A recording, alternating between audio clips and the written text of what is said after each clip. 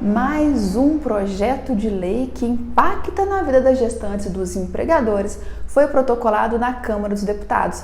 Enquanto o projeto de lei 2058 de 2021 já está na Câmara dos Deputados pronto para votação, aquele projeto de lei que prevê o retorno das gestantes após a segunda dose da vacina, outro projeto de lei, o projeto de lei 3037 de 2021, também foi protocolado e prevê o retorno das gestantes após a segunda dose e também o recebimento de um benefício por incapacidade provisória pago pelo INSS para aquelas gestantes que não puderem realizar as suas atividades de forma remota.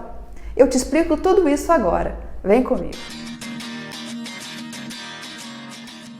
No dia 2 de setembro de 2021, foi protocolado na Câmara dos Deputados o projeto de lei 3037, que impacta diretamente na vida das gestantes e dos empregadores das gestantes.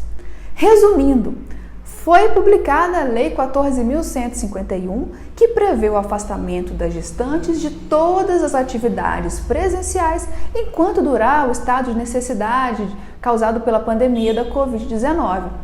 As gestantes, então, devem realizar as atividades de modo remoto, mas aquelas que não puderem realizar as suas atividades de forma remota devem ser afastadas das atividades presenciais, ficando à disposição do empregador e sendo remuneradas pela empresa. E esse sempre foi o grande problema. E eu já cansei de falar em vários vídeos aqui no canal. A lei é muito bem intencionada, é preciso sim preservar a vida da gestante e do bebê. Aliás, estudos comprovam que a gestante tem mais de 150%, se não me engano, 157% de chances a mais de morrer em razão da Covid do que uma pessoa que não está grávida.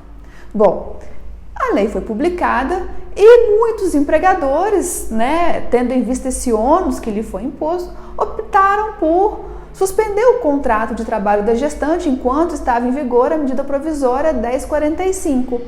Mas essa medida provisória já caducou e com ela os prazos para suspensão do contrato de trabalho.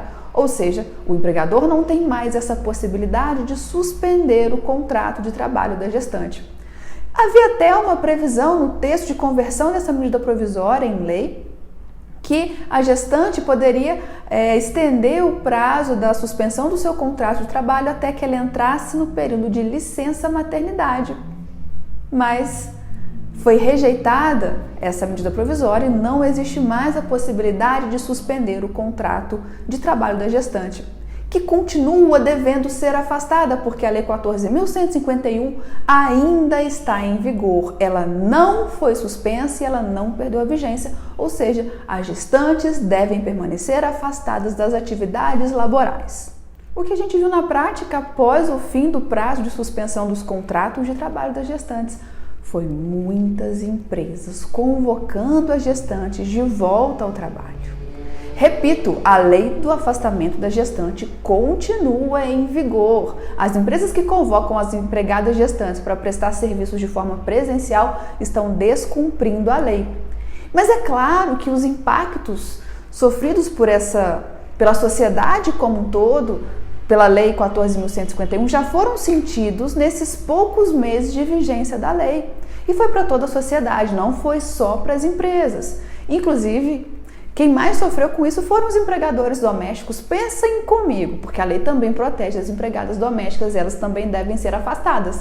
Mas os empregadores domésticos são pessoas físicas.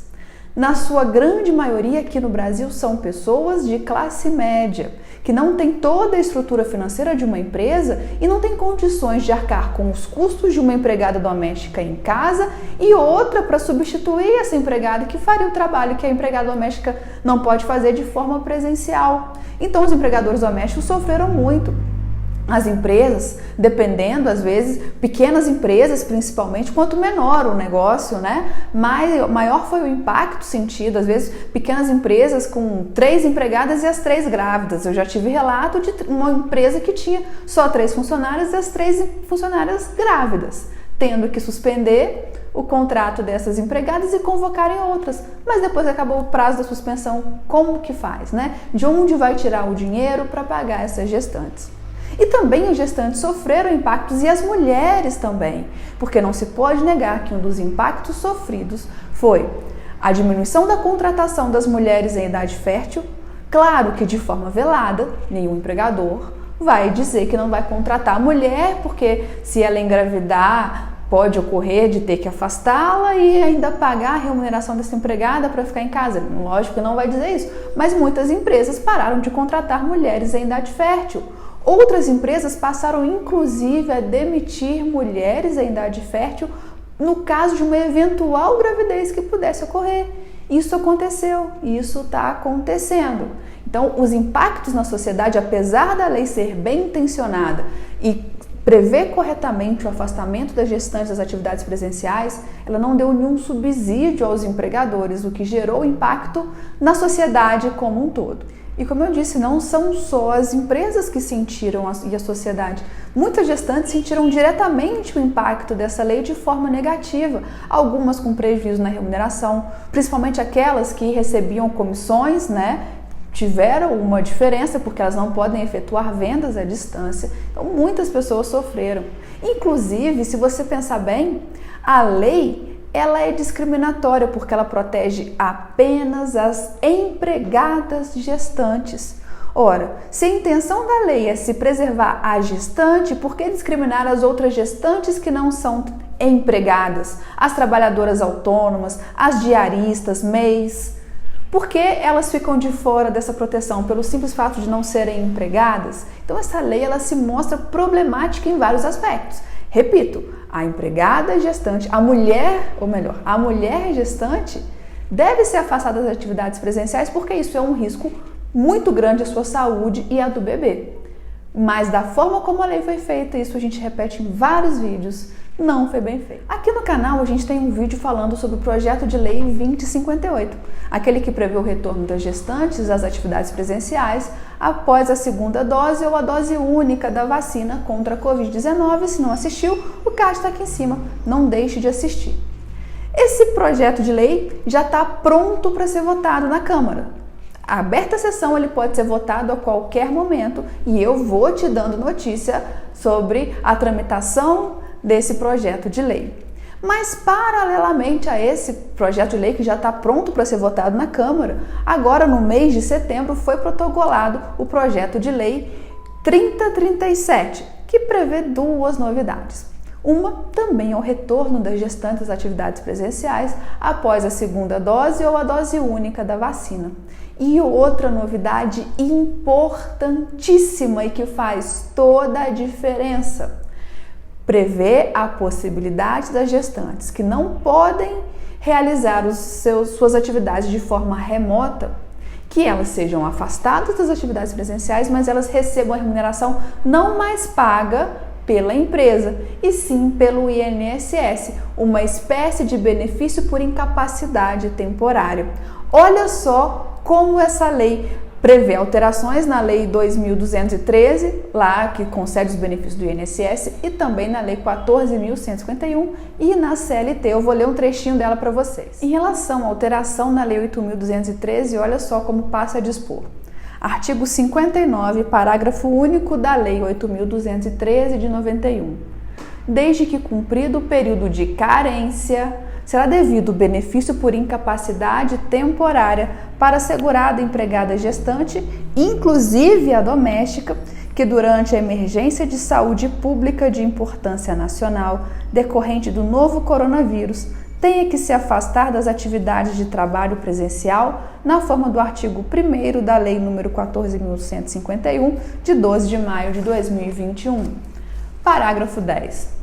A concessão do benefício por incapacidade temporária assegurada empregada, de que trata o parágrafo 9º desse artigo, somente ocorrerá se a atividade laboral por ela exercida for incompatível com a sua realização em domicílio por meio de teletrabalho, trabalho remoto ou outra forma de trabalho à distância.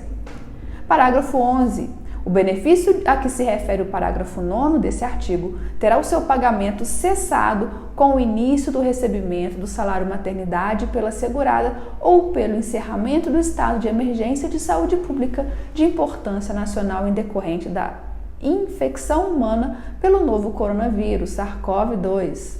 E parágrafo 12. A segurada que recebeu a imunização completa contra o vírus SARS-CoV-2 não fará jus ao benefício de que trata o parágrafo 9º desse artigo. Então, algumas observações importantes sobre esse projeto de lei. A primeira delas é que, vocês perceberam, o ônus agora não vai recair exclusivamente sobre o empregador. Quem é que vai pagar a remuneração dessa empregada quando ela for afastada das atividades presenciais?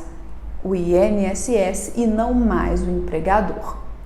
E atenção, como é pago pelo INSS, não se restringe esse benefício às empregadas gestantes, e sim a todas as seguradas gestantes do INSS. Ou seja, não é somente empregadas, mas também trabalhadoras autônomas, MEIs e qualquer outro segurado facultativo do INSS que contribui para o INSS e tem a qualidade de segurada do INSS, ou seja, além de desonerar o empregador, ainda ampliou os beneficiários do benefício de incapacidade temporária. Mas muita atenção para um detalhe, porque além de ser segurado, é necessário cumprir o período de carência, que nesse caso é de 12 meses, como auxílio-doença comum. O lado ruim é que acaba por desamparar aquelas gestantes que não têm esse período de carência preenchido, que começaram a contribuir para o INSS há menos de 12 meses. Esse é o lado negativo. E outro ponto importante também é que não terá direito a receber esse benefício por incapacidade temporária aquelas gestantes que tomaram a segunda dose ou a dose única da vacina e assim estão com a sua imunização completa. Ou seja, vai prever, no final das contas, o retorno das gestantes às atividades presenciais após a segunda dose ou a dose única da vacina, da mesma forma que o projeto de lei 2058 prevê. Resumindo, empregada gestante deve ser afastada das atividades presenciais, ok.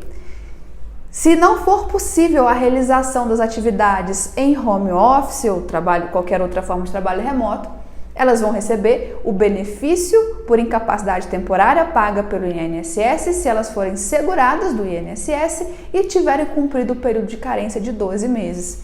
Esse benefício vai ser pago até o início da licença maternidade.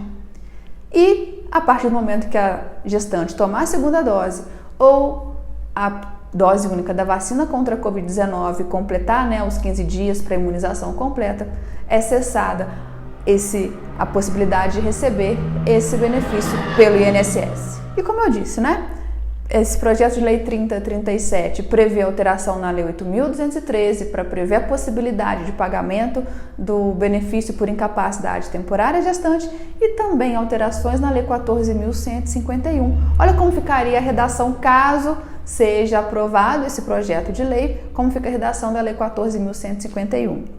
Artigo 1º. Durante a emergência de saúde pública de importância nacional decorrente do novo coronavírus, a empregada gestante deverá permanecer afastada das atividades de trabalho presencial sem prejuízo de sua remuneração, ou não sendo possível a prestação do trabalho do benefício por incapacidade temporária. Parágrafo 1º. A empregada afastada nos termos do caput deste artigo ficará à disposição para exercer atividades em seu domicílio por meio de teletrabalho, trabalho remoto ou outra forma de trabalho à distância, ou sendo a natureza do trabalho incompatível com esses regimes laborais, ficará afastada na forma dos parágrafos 9º a 12 do artigo 59 da Lei 8.213, de 24 de julho de 1991. Parágrafo 2º.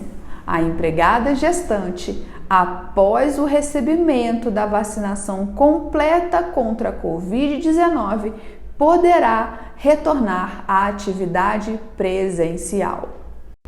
Como você percebeu aí, esse projeto de lei 3037 também prevê o retorno das gestantes às atividades presenciais após a sua imunização completa. Da mesma forma que o projeto de lei 2058, que está numa fase de tramitação mais avançada, mas que ambos ainda não foram convertidos em lei. Provavelmente, os dois projetos de leis vão ser apensados um ao outro e já mostra a tendência do legislativo de determinar o retorno das gestantes após a sua imunização. Mas muita atenção, o empregador. Ainda é um projeto de lei que não foi aprovado nem na Câmara dos Deputados e atualmente continua sim em vigor a lei do afastamento das gestantes. Portanto, por enquanto, elas devem sim ser afastadas e remuneradas pela empresa como tempo à disposição, caso a empregada não possa realizar suas atividades de forma remota. Continua valendo a lei do afastamento da gestante. E você, o que pensa disso? Eu quero saber. Principalmente se você é gestante, sua opinião é muito importante nesse caso, porque trata da sua vida e do empregador também, você que está sofrendo os impactos diretos dessa nova lei. Se você é novo no canal, se inscreve e ative as notificações, porque aqui você tem informação de forma gratuita para você. E eu te espero no próximo vídeo. Até lá!